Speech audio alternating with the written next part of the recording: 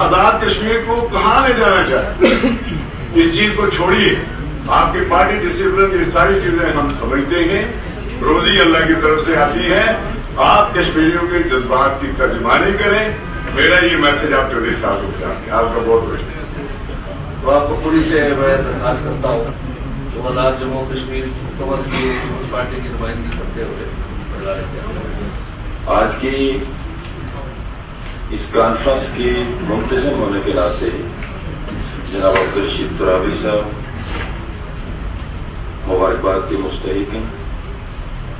इन्होंने हमेशा कश्मीर के हवाले से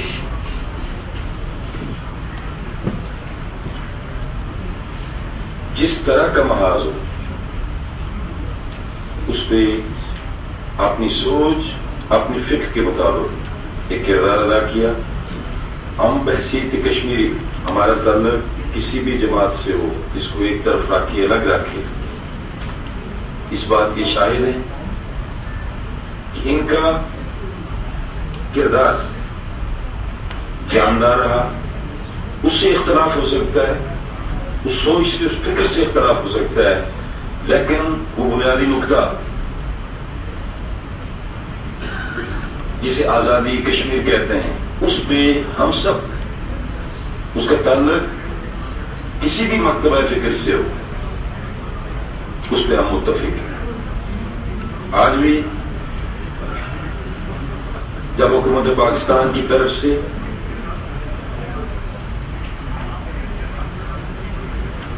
हिंदुस्तान को मोस्ट फेवरेट नेशन करार देने का फैसला हुआ, उसके बाद भी पूरी सोसाइटी के अंदर, कम्युनिटी के अंदर एक डिबेट चल रहा है। मैं गुजारिश करूंगा कि हमारे इस डिबेट की सेवत इमोशनल नहीं होनी चाहिए, हकीकत पसंदाना होनी चाहिए, इंटेलेक्चुअल डिबेट्स होने चाहिए। मैं थोड़ी देर बाद आगे चल के इंतहाई वाजिबुल एहतराम जनाब जनरल अनवर साहब ने चंद अमूर की तरफ तवज्जो दिलवाई है, उस पर भी मैं जैसा जैसा कुछ गुजारिशात करूंगा। मैं क्योंकि पाकिस्तान पीपुल्स पार्टी की नुमाइंदगी कर रहा हूं और हमारा ये ईमान है कि पाकिस्तान पीपुल्स पार्टी की बुनियाद मसले कश्मीर पर रखी गई। हम मसले कश्मीर को उसकी एन रो के मुताबिक, यूएनसीआईपी की रेजोल्यूशंस के मुताबिक, वो तस्लीम शरीन की इस बिल्डिंग में हम बैठे हुए हैं, हमने बाहर निकलना है। राहदारी तक पहुंचने के लिए 5-6 रास्ते हैं, लेकिन असल जिस चीज पे हम सबका फोकस होना चाहिए वो ये है कि वो रूह मसले कश्मीर की, वो लाखों इंसानी जानों की वो कुर्बानियां, वो कहीं हमारे किसी ऐसे फिक्र और फलसफे की नजर भींट न चढ़ जाए। इस पे मेरा, आपका, बहसीत कश्मीरी, बहसीत पाकिस्तानी, हम सबका ये फर्ज है कि हम इस पे नजर रखें। लेकिन अगर हम ब्रैकेट करने की कोशिश करेंगे, एक ही जमात अगर ये कहना शुरू कर दे कि मेरी सोच, फलसफे और फिक्र के मुताबिक आप आगे बढ़ें, तो इस ग्लोबल विलेज के अंदर शायद हम इस गुत्थी को सुलझाने में नाकाम हैं। मेरी दरख्वास्त होगी इस फोरम से कि इंटेलेक्चुअल डिबेट्स को ओपन होना चाहिए और हम बहसीत कश्मीरी, हमारा ये बुनियादी फर्ज है, हक है कि हम हुकूमत के अंदर हों या हुकूमत के बाहर, हमारे पेश नजर सरहद के पार, उस पार बसने वाले जो हमारे कश्मीरी भाई हैं, जो फैक्चुअली तकमील पाकिस्तान की जंग लड़ रहे हैं, हमें श्रीनगर की गलियों में बहने वाला जो खून है, उसकी रूह को समझ के आगे बढ़ना होगा। मोस्ट फेवरेट नेशन करार देने का जो मामला है, मेरी राय ये है, पाकिस्तान पीपुल्स पार्टी का कारकुन होने के नाते, नुमाइंदा होने के नाते इस ओपन फोरम पे, कि हम या हुकूमत पाकिस्तान अपने उस मौकफ पे جو بنیادی موقف ہے ہمارا کہ ہمیں کشمیریوں کو رائٹ آف سیلف ڈٹرمنیشن دیا جائے، حق کی خود ارادیت دیا جائے، ہم اس پہ قائم ہیں. اس پہ قائم رہتے ہوئے ایک دنیا کی برادری میں WTO کا سگریٹری ہونے کے ناطے یہ عمل ہوا. 1947 میں یہ حق دیا گیا تھا، 1964 تک یہ حق رہا. میں اس ڈبیٹ پہ نہیں جانا چاہتا، لیکن پاکستان جو ہمارا وکیل ہے، وکیل پہ ہمیں اعتماد کرنا ہوگا، وکیل کو سمجھانا بھی ہوگا، مقدمے کی جزیات سے وکیل کو باخبر کرنا بھی ہوگا. ہم اپنے اس رائٹ سے سرنڈر کسی طور پہ بھی نہیں کر سکتے. یہ جو مقدمہ ہے کشمیر کا، اس کے اصل وارث کشمیری ہے ہمیں. اگر ہم اس بنیاد پہ سرنڈر کر بیٹھیں کہ نہیں، ہم اپنے وکیل کو اس کی جزیات پہ نہیں سمجھاتے، اس کا پس منظر بیک گراؤنڈ، اس کے جو شارٹ فالز آ رہے ہیں، اس کے جو آفٹر افیکٹس آ رہے ہیں، وہ سمجھانا میرا آپ کا. اس کے یہ مطلب ہرگز نہیں کہ اس وقت پاکستان پیپلز پارٹی کے آزاد کشمیر کے اندر گورنمنٹ ہے تو میرا زیادہ حق ہے، نہیں. ہر شہری کا حق ہے جو بھی اپنے آپ کو کلیم کرتا ہے کہ اس کا تعلق کشمیر سے ہے، کشمیر کی تحریک سے ہے، اس پار سے ہے یا اس پار سے. یہ اس کا بنیادی حق ہے کہ وہ اپنے وکیل سے بات کرے کہ آپ کی اس فیصلے سے یہ نقصانات ہو رہے ہیں، تحریکی پہلو کو ذہن میں رکھ. اگر تو کوئی جلسہ عام ہوتا اور اس وقت ہمارا طرز تخاطب بھی مختلف ہوتا، ہمیں اس پہ جانا ہی نہیں ہے. ہم نے ایک نقطے کی بات کرنی ہے کہ کشمیریوں کو ان کا پیدائشی حق خود ارادیت دیا جائے. حکومت پاکستان یا پاکستان مملکت پاکستان جو ہماری وکیل ہے، ہم نے اپنے وکیل سے بھی بات کرنی ہے کہ آپ کے اس فیصلے سے کشمیریوں کو یہ تحفظات ہیں، یہ خدشات ہیں، ان خدشات کو دور کیا جانا چاہیے. لاکھوں انسانوں جانی کا قربانی دے کر ہم اگر صرف اور صرف تجارت کو بنیاد بنا کے مسئلہ کشمیر کو پس ڈال رہے ہیں، یہ کوئی بھی غیرت مند کشمیری اس چیز کو کبھی بھی قبول نہیں کرے گا، اور نہ ہی کوئی پاکستانی، وہ حکومت کے اندر ہو یا حکومت کے باہر، اس کو قبول کرے گا.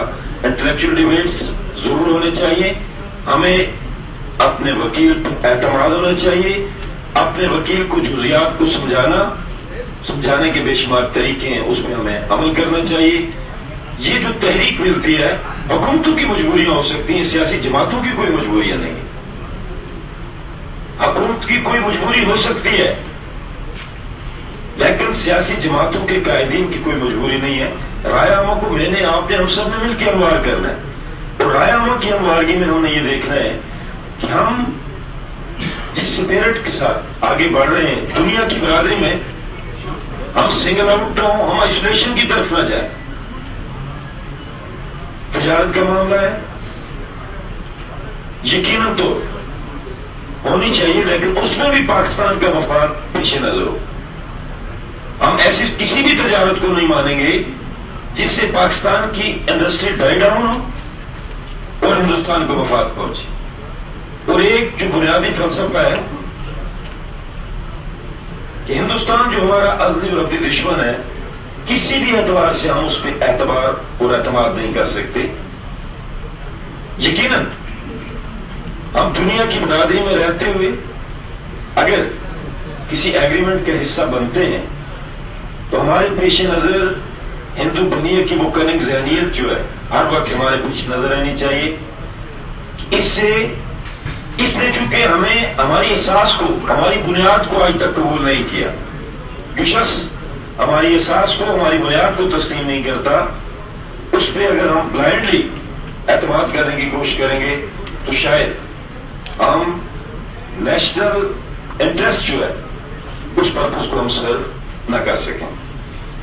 میں آج کی اس کانفرنس میں واجب الاحترام دیون صاحب نے چند باتیں کی ہیں. میرا خیال ہے کہ اس ماحول کو ہمیں بہتر رکھنے کے لیے، اکراس دا بارڈر اچھا پیغام دینے کے لیے میں اس کا جواب نہیں دینا چاہوں گا اس فورم، چونکہ ایک تو حد ادب بھی حائل ہے، اور دوسرا چونکہ میں جب جواب دینا چاہوں گا تو محترم ایک بڑے مقام پہ رہے ہیں آزاد کشمیر کے اندر، اور پھر یہ کہانی طوالت کے شکار ہو جائے گی. ان کا ادب اور احترام ملوز خاطر رکھتے ہوئے اور اس فورم کی جو اہمیت ہے، اس فورم کی اہمیت جو ہے اس کو پیش نظر رکھتے ہوئے، اور جو موضوع زیر بحث ہے کشمیر، اس کو پیش نظر رکھتے ہوئے میری خواہش ہوگی کہ ہم اکراس دا بارڈر کو اچھا پیغام دیں، بجائے اس کے کہ ہم ایموشنل ہو کے جذبات کی رو میں رہ کے ایک دوسرے کو فتح کرنے کے اینگل سے اگر ہم یہاں بیٹھیں گے تو پھر میرے دوستوں اس طرف کوئی بہتر پیغام نہیں جائے گا. میری اللہ سے دعا ہے اللہ مقبوضہ کشمیر کے مظلوم انسانوں کو آزادی کی نعمت سے مالا مال کرے، اور ہم جو اس وقت اقتدار میں ہیں یہ اقتدار سوائے ہمیں کشمیریوں کی آزادی کے لیے ہر محاذ پہ دامیں دل میں سخنے قدمیں ان سے تعامل کرنے کی توفیق عطا فرمائے. بہت شکریہ، بہت مہربانی. شیر صاحب نے بڑا اہم نقطہ بیان فرمایا کہ ہمیں across the line of control بلکہ across the ceasefire line اجتماعی موقف کے ذریعے ایک مثبت پیغام پہنچانا چاہیے جو حالات کا تقاضا ہے، اور اس کے لیے الحمدللہ جو ڈکلیریشن ہے وہ ایک ذریعہ بن سکتا ہے جس پر تقریباً جو بھی ابھی تک آرا سامنے آ رہی ہیں وہ عمومی طور پر ایک اتفاق ہے. اور انہوں نے یہ بھی فرمایا کہ ہمیں حکومت پاکستان جو ہماری وکیل بھی ہے اس کی پالیسیز کی اصلاح کے لیے بھی اپنا اجتماعی نقطہ نظر کو جانا چاہیے. تو میرا خیال ہے اس کا بھی ایک بہترین ذریعہ آج کا یہ اجتماع ہے، اور اس کا ڈکلیریشن بھی انشاءاللہ ان تک ہم پہنچائیں گے.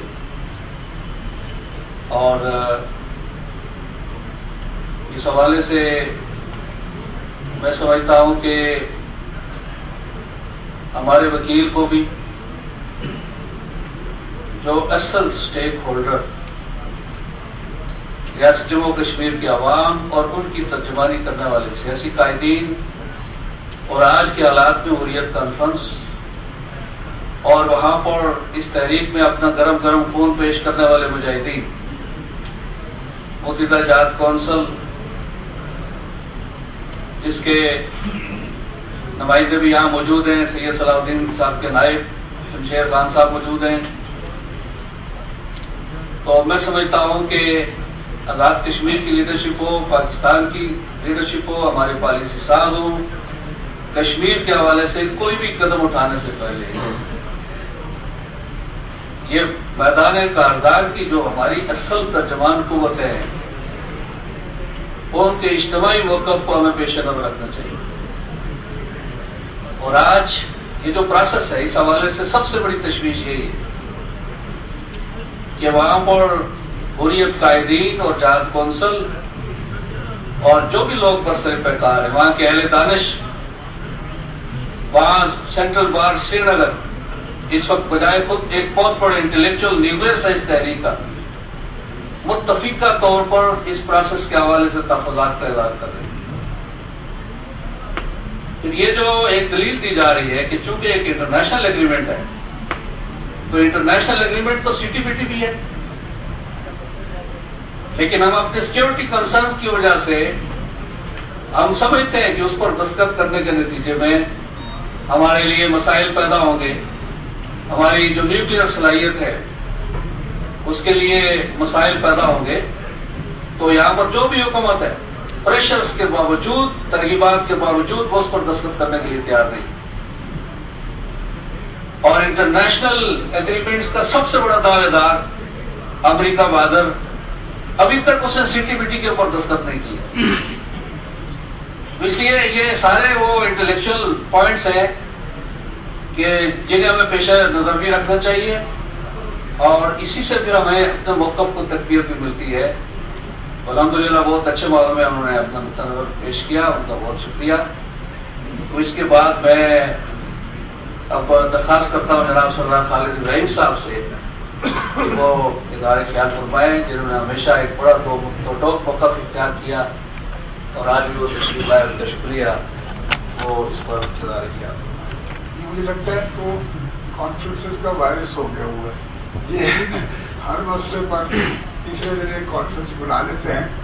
اور میں اس حوالے سے ضرور کہوں گا کہ آپ کا وارنٹ آف پریسیڈنس جو ہے وہ غلط ہے. کانفرنسز جب آپ بلا رہے ہیں اور ایک سنجیدہ مسئلے پر کانفرنس بلا رہے ہیں تو آپ کو پتا ہونا چاہیے کہ آپ کس کو بلا رہے ہیں اور اس کا ایک وارنٹ آف پریسیڈنس بنا ہونا چاہیے کہ یہ آدمی جو ہے اس کی اتنی تحریک کے ساتھ وابستگی ہے، یہ فلانی جگہ بیٹھے گا، یہ فلانی جگہ.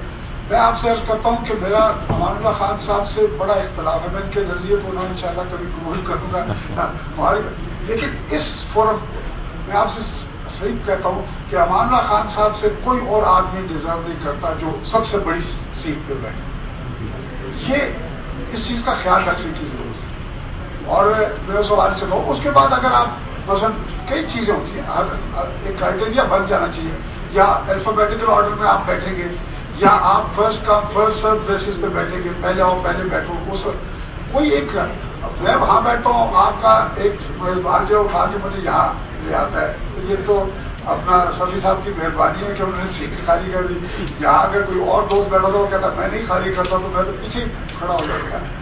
اس لیے اس کو تھوڑا سا طریقہ کار بدلنے کی کوشش کریں. اور اس کو کیونکہ کئی دفعہ اور یہاں یہ بھی ہوتا ہے، ابھی اپنا بھائی صاحب نے کہا کہ میں یقیناً کہوں گا کہ جو بات انہوں نے کیا ہو سکتا ہے وہ بات خود چودھری وزیر صاحب آتے تو ہو سکتا ہے نہ کر سکتے.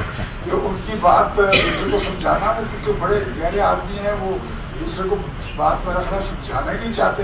انہوں نے کم سے کم سمجھا دیا ہم سب کو کہ مسئلہ ہے. تو میں آپ سے یہ کہتا ہوں کہ نمائندگی نہیں ہونی چاہیے. جب آپ نے بلایا ہے پارٹی ہیڈ کو تو پھر پارٹی ہیڈ آپ تک بات کریں. کوئی نمائندگی کوئی مسئلہ ہی نہیں. اگر میاں بھائی صاحب بھی مصروف ہوتے نہ آتے. حکومت آزاد کشمیر جو کر رہی ہے وہ ہمیں پتہ ہے، ان کا جو کردار ہے وہ ہمارے سامنے ہے، کوئی مسئلہ نہیں. لیکن جب آپ بلا رہے ہیں مجھے جب آپ کہتے ہیں کہ اس میں فلانے صاحب آ رہے ہیں، میں آپ کہوں گی میں آپ سے بیٹھوں گا، میں آپ کی بات کروں گا اور ان کی بات بھی سنوں. پتہ لگتا ہے جی وہ صاحب بھی نہیں آ رہے، ان کا ایک نمائندہ آ رہا ہے، وہ بھی مصروف ہے، وہ بھی جانا چاہتا ہے کیونکہ اس کو جلدی ہے. تو یہ بڑا غلط ہو جاتا ہے. اس سے غلط یہ جو آپ کہتے ہیں نا پار کیا پیغام جائے گا، پار اس بات کا بڑا غلط پیغام چلا جاتا ہے کہ بلاتے کسی کو آتا کوئی اور وہ بھی 10 منٹ بعد چل جاتا ہے. اور کانفرنسز میں عموماً یہ ہوتا ہے کہ آخر میں 2-4 شریف آدمی رہ جاتے ہیں، باقی سب چلے جاتے ہیں. تو اس چیز کا خیال رکھیں. میں اس لیے آپ کو مثال دے رہا ہوں کہ اس وقت بھی جو مین ٹیبل ہے اس پر 3 ایک جماعت کے آدمی بیٹھے. میں آپ میزبان ہیں، آپ کا احترام ضرور ہے، لیکن 3 ایک جماعت کے آدمی بیٹھے. یہ نہیں ہونا چاہیے. اس کا کوئی نہ کوئی طریقہ بننا چاہیے تاکہ آئندہ کچھ سیریس اگر کانفرنس ہوتی ہے، آنا ہے بیٹھنا ہے، کوئی فیصلے کرنے، تو ان چیزوں کا ضرور خیال رکھنا چاہیے. باقی میں میاں ولی صاحب کی بات سے شروع کرتا ہوں. وہ کہتے ہیں میں نے کسی بات کا جواب نہیں دیا جنرل صاحب کی کیونکہ اس طرف غلط پیغام جاتا ہے. میں سمجھتا ہوں کہ اگر آپ بات کا صحیح جواب نہیں دیں گے وہ زیادہ غلط پیغام ہے. آپ حکومت آزاد کشمیر کی نمائندگی کر رہے ہیں اور آپ کی تقریر نے ثابت کیا کہ آپ نمائندگی کے بالکل اہل ہیں، لیکن آپ نے کچھ چیزوں پر خود پردہ ڈالنے کی کوشش کی ہے. کوئی کمزوری ضرور ہے جس پہ آپ پردہ ڈال رہے ہیں. میں آپ سے یہ کہوں گا کہ آپ نے کہا کہ یہ انٹلیکچوئل ڈبیٹ ہے اور اس پہ ہمیں تھوڑا سا انٹلیکچولی سوچنا پڑے گا کہ غلط کیا ہے صحیح کیا. آپ نے اچھی بات کی. یہ آج کل یہ فیشن ہے یہ کہنا کہ ڈسپیشنیٹ پوائنٹ آف ویو ہونا چاہیے، وہ ٹھیک ہے. لیکن آپ کے جو میں تھوڑا سا کیونکہ میں اب ان خیالات کا اتنا میں تاریخ کا بھی طالب علم ہوں، تاریخ پڑھتا ہوں، تو میں اب آپ کے جو لیڈر ہیں ذوالفقار علی بھٹو صاحب، انہوں نے جب یہ کہا کہ 1000 سال جنگ لڑنی ہے تو ساری دنیا نے بشمول پاکستان کے حکمرانوں نے کہا کہ یہ نوجوان جو ہے یہ جذباتی باتیں کر رہا ہے، 1000 سال جنگ نہیں لڑی جا سکتی. تو وہ اور ان کی وزارت خارجہ سے رخصتی بھی جو ہے کہ بنیاد وہی بات بنی. سارے دنیا نے جو لوگ آئے انہوں نے کہا جی آپ کا جو فیلڈ مارشل ایوب خان کو کہا جی آپ کا جو وزیر خارجہ اور نوجوان آدمی ہے وہ جذباتی باتیں کرتا ہے، یہ مسئلہ جذبات سے. آج 50 سال بعد یا 40 سال بعد آپ اسی نتیجے میں پہنچے کہ وہ جو آپ کے لیڈر تھے وہ غلط بات کر رہے تھے، آپ جذباتی باتیں نہیں کر رہے. یہ سوچنے کی بات. آپ ایک تاریخ لے کے چل رہے ہیں، ایک نظریاتی تاریخ لے کے چل رہے ہیں. آج آپ پھر اس کو آپ بالکل نلیفائی کرنا چاہتے ہیں، وہ نہیں ہوگی. وہ میں اس لیے کہہ رہا ہوں. میں یہ بھی کہتا ہوں کہ جو لیڈرشپ تھی اس کو بھی دیکھنا چاہیے تھا کہ آج سے 40 سال بعد میری یہ جو وراثت ہے یہ کس کے ہاتھ میں چلی جائے. انہوں نے اپنی جماعت میں انسٹیٹیوشنز بنانے کی کوشش نہیں کی. کوئی الیکشن نہیں تھا, کوئی قیادت جو ہے وہ الیکشن کے 12 سال وہ خود رہے, 20 سال محترمہ بینظیر, انہوں نے الیکشن نہیں کروائے جماعت میں. اور اس کا نتیجہ یہ ہوا کہ آج آصف علی زرداری جیسا آدمی جو ہے وہ پاکستان پیپلز پارٹی کا کو چیئرپرسن ہے, اس کا بیٹا چیئرپرسن